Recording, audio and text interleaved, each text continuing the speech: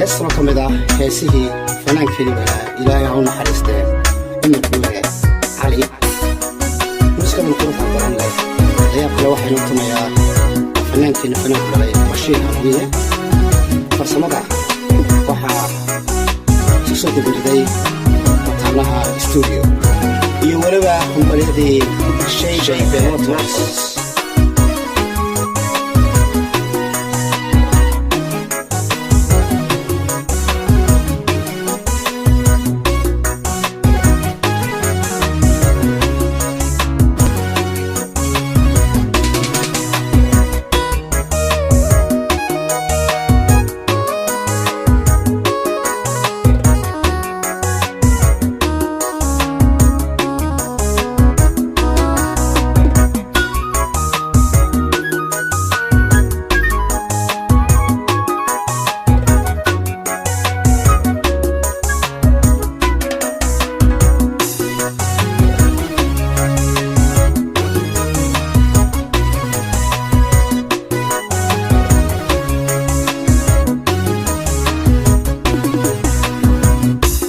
I came you